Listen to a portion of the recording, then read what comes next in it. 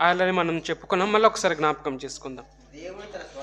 దేవుడు తన స్వరక్తమిచ్చి సంపాదించిన తన సంఘమును కాయుటకు పరిశుద్ధాత్మ మిమ్మును దేనియందు అధ్యక్షులనుగా ఉంచెనో ఆ యావత్తు మందను గూర్చియు మీ మట్టుకు మిమ్మును గూర్చియు జాగ్రత్తగా ఉండుడి అంటున్నాడండి. నేడు ఏదైతే క్రైస్తవ సంఘాలు ఉన్నాయో, యేసుక్రీస్తు యొక్క సంఘాలు ఏవైతే ఈ భూమి మీద ఉన్నాయో, యేసుక్రీస్తుని నమ్మి యేసుక్రీస్తుని అనుసరిస్తున్నటువంటి సంఘాలు ఏవైతే ఉన్నాయో, ఆ సంఘాలన్నీ కూడా ఎలా ఉండాలంటే చాలా జాగ్రత్తగా ఉండాలని చెప్తున్నాడండి. చాలా జాగ్రత్తగా ఉండాలి. మరి ఆ జాగ్రత్త ఉండడమే కాకుండా, ఆ సంఘంలోనే కాకుండా మనం కూడా చాలా జాగ్రత్తగా ఉండాలి. దేవుని విషయంలో, దేవుని మాటల విషయంలో, మన ప్రవర్తన విషయంలో, మన నడవడిక విషయంలో, ప్రతి విషయంలో కూడా మనం జాగ్రత్తగా ఉండాలి అనేసి మనల్ని హెచ్చిస్తున్నాడు. ఎందుకంటే మనం ఎలాంటి వారం అంటే దేవుడు తన స్వంత రక్తాన్ని ఇచ్చి సంపాదించిన సంఘం. ఇది చాలా విలువైనది. మనం సంఘంలో ఉన్నామంటే ఈ సంఘము మనకు ఆసామాసం అయినది కాదు. దేవుడు ఏం చెప్తున్నాడండి, ఏ దేవుడు తన స్వరక్తమిచ్చి తన సొంత రక్తాన్నిచ్చి సంపాదించిన తన సంఘమును కాయుటకు పరిశుద్ధాత్మ మిమ్మును దేనియందు అధ్యక్షులుగా ఉంచింది. అంటే దేవుడు మనలను తన స్వరక్తమిచ్చి సంపాదిస్తే మనము ఈ దేవుని యొక్క మందిరానికి రావడానికి, క్రీస్తు సంఘంలోనికి రావడానికి మనంతటా మనం రాలేదంట. మరి ఎవరు తీసుకొచ్చారంట? తన సంఘమును కాయుటకు పరిశుద్ధాత్మ మిమ్మును దేనియందు అధ్యక్షులనుగా ఉంచెను. అంటే సంఘాన్ని కాయడానికి, సంఘంలో మనం ఉండడానికి పరిశుద్ధాత్మ మనలను ప్రేరేపిస్తే మనము ఈ సంఘంలోనికి వచ్చామండి. కాబట్టి మనం ఎలా ఉండాలంట? కాబట్టి మీ మట్టుకు యావత్తు మందను గూర్చియు మీ మట్టుకు మిమ్మును గూర్చియు జాగ్రత్తగా ఉండుడి అంటున్నాడండి. సంఘం విషయంలో జాగ్రత్త ఉండాలి. అదేవిధంగా మన గురించి మనం కూడా చాలా జాగ్రత్తగా ఉండాలి. అంటే మనం నిజంగా క్రీస్తును అనుసరించిన వాళ్ళుగా, క్రైస్తవులుగా పిలువబడాలంటే మన ప్రవర్తనలు, మన నడవడికలు, మన పనులు, మన క్రియలు చాలా జాగ్రత్త చూసుకోవాలి. ఆ రోజు అంతియొక్కయలో ఉన్నటువంటి శిష్యులు మొట్టమొదట క్రైస్తవులు అని పిలువబడ్డారని మనం చదువుకున్నాం. అంటే అందులో ఆ శిష్యులు నిజంగా మొట్టమొదట క్రైస్తవులుగా పిలువబడ్డారు అంటే కారణం, ప్రియమైన దేవుని వర్లారా, వాళ్ళు దేవుని కోసం ఎంత కష్టపడి ఉంటారు. అంటే వారిలాగా మనం దేవుని పనులలో మనం కష్టపడి, వారిలాగా మనం ఉదార స్వభావం కలిగి, మంచి మనసు కలిగి, అందరినీ ప్రేమించే గుణాన్ని కలిగి ఉన్నట్లయితే మనం కూడా ఆ విధంగా ఉండే అవకాశం ఉంది. అదేవిధంగా ఆ రోజు మనం ఏం తెలుసుకున్నామంటే సంఘం గురించి తెలుసుకున్నాం. సంఘం ఎలా ఉండాలి అని తెలుసుకున్నాం. సంఘం ఎలా ఉండాలి అనే విషయంలో మత్తయి సువార్త మనం ఒకసారి చదువుకున్నాం. ఏంటి, ఈ భూమి మీద ధనాన్ని మన కోసం కాకుండా దేవుని కోసం ఖర్చు పెట్టాలనేసి ఆ రోజు మనం నేర్చుకున్నాం. తర్వాత మరి సంఘం అనేది మరి ఎలా ఉండాలి అనేది మనం నేర్చుకున్నాం. తర్వాత సంఘం ఎవరికి సహాయం చేయాలి అనేది ఇప్పుడు నేర్చుకుందాం. ప్రియమైన వాళ్ళారా, మరి సంఘం ఎవరికి సహాయం చేయాలి? ఒకసారి ఒక మాట చూసుకుంటూ ముందుకు వెళ్దాం. ప్రియులారా, కొరింథీయులకు రాసినటువంటి రెండవ పత్రిక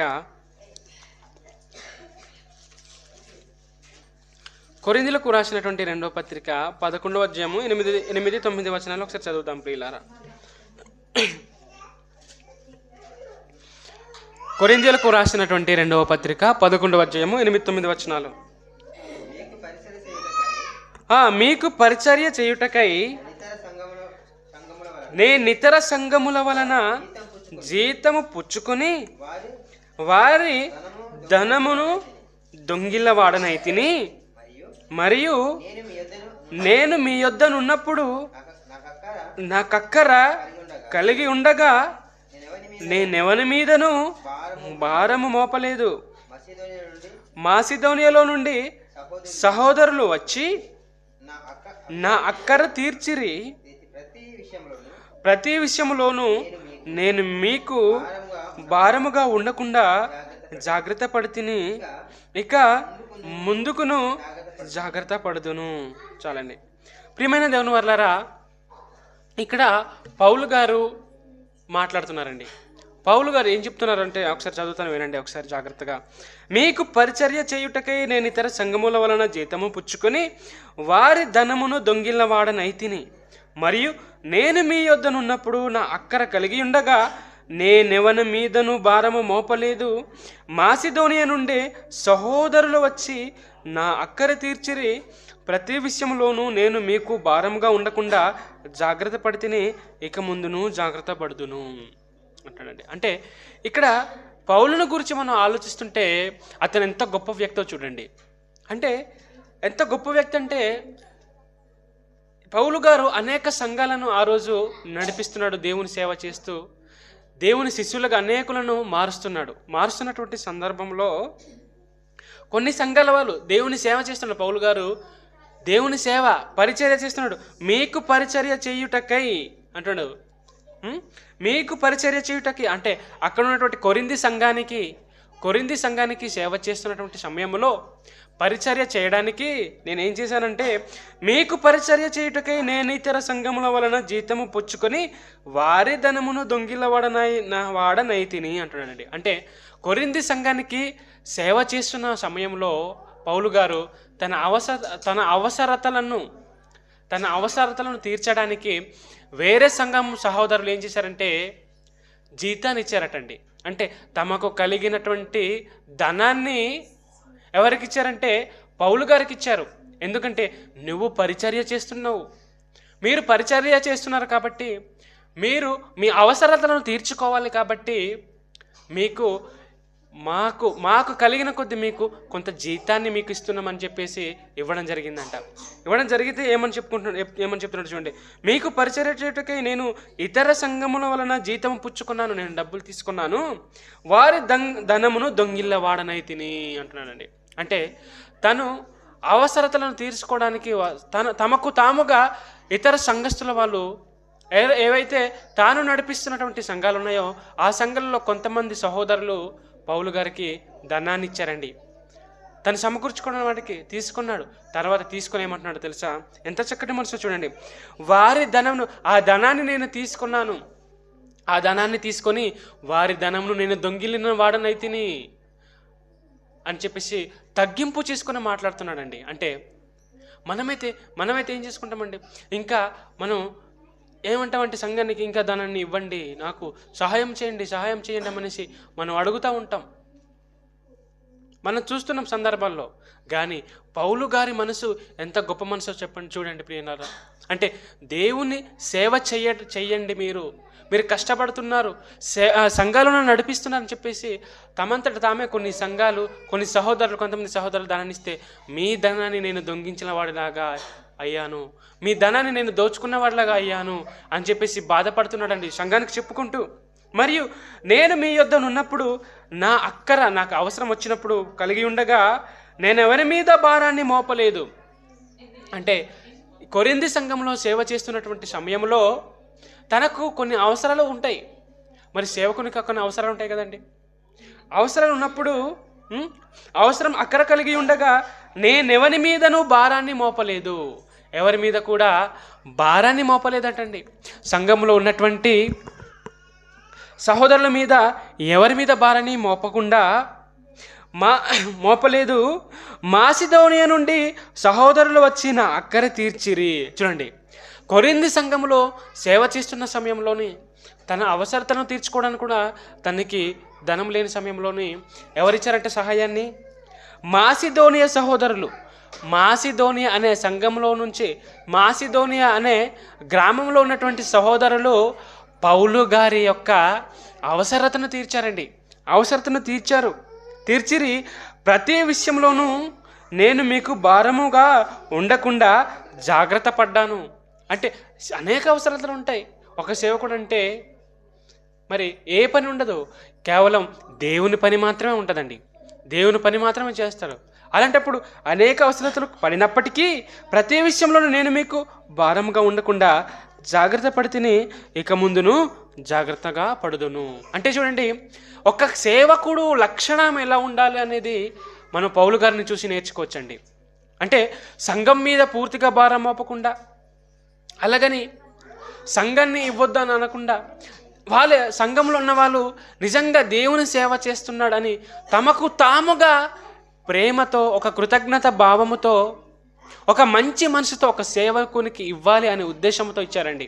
మరి అటువంటి సంఘ లక్షణాలు ఆ సంఘం యొక్క చూడండి, మాసిదోనియా సహోదరులు కానీ లేకపోతే ఇతర సంఘం సహోదరులు కానీ ఎంత మంచి స్వభావం కలిగిన వారో చూడండి.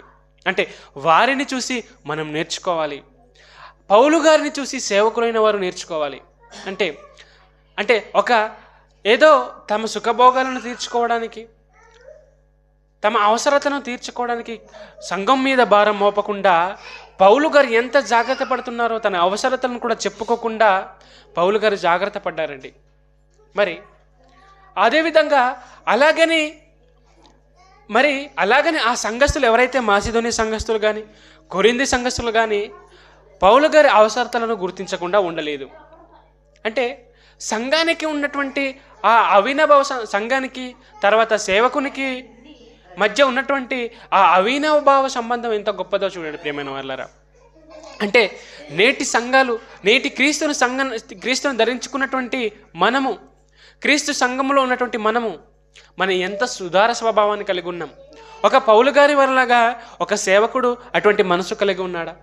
లేకపోతే ఆ ఒక మాసిదోనియా సంఘపు వారి వలె ఒకరికి ఇచ్చే గుణం, ఒకరికి సహాయం చేసే గుణాన్ని మనం కలిగి ఉన్నామా? ఒకసారి ఆలోచించండి. మనం ఎందుకు సహాయం చేయాలి? సేవకునికి ఎందుకు సహాయం చేయాలంటే, ఒకసారి ఇంకో మాట చూద్దాం ప్రియమైన వాళ్ళారా. సేవకునికి ఎందుకు సహాయం చేయాలి అంటే ఒకసారి ఇంకో మాట చూద్దాం. కిందన ఫిలిప్పీలకు రాసిన పత్రిక 4వ అధ్యాయము 3వ వచనం చదువుదాం ప్రియులారా. సంఘము ఎవరికి సహాయం చేయాలి, ఎందుకు సహాయం చేయాలి ఒకసారి చూద్దాం.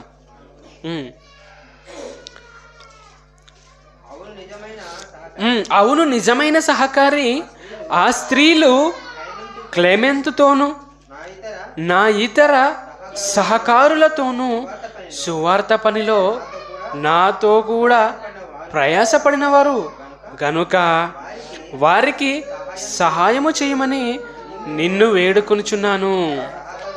ఆ సహకారుల పేర్లు జీవ గ్రంథమందు వ్రాయబడి ఉన్నవి. చాలండి.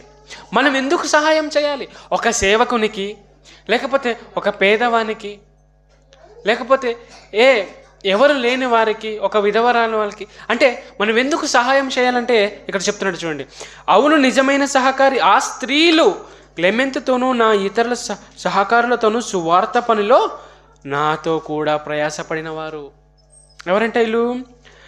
ఆ స్త్రీలు ఎవరైతే ఆ ఫిలిప్పీ సంఘంలో ఎవరైతే ఉన్నారో, ఫిలిప్పీ సంఘంలో ఉన్నటువంటి కొంతమంది స్త్రీలు ఏం చేశారో తెలుసా అండి?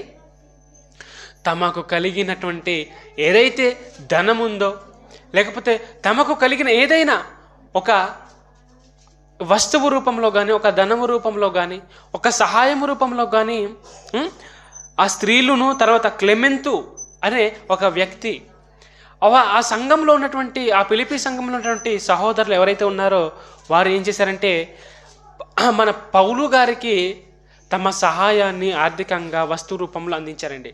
అందిస్తే ఏమని చెప్తున్నాడు చూడండి. ఆ సహకారులు నా ఇతర సహకారులతోనూ సువార్త పనిలో నాతో కూడా పడినవారు అంటున్నాడు. అంటే మన ధనాన్ని ఇస్తే, లేకపోతే ఒక వస్తు రూపంలో మనం సహాయం చేస్తే సువార్త పనిలో కూడా పాలిభాగస్తులు అవుతామా? చూడండి ప్రియులారా. అంటే ఫిలిప్పీ సంఘంలో ఉన్నటువంటి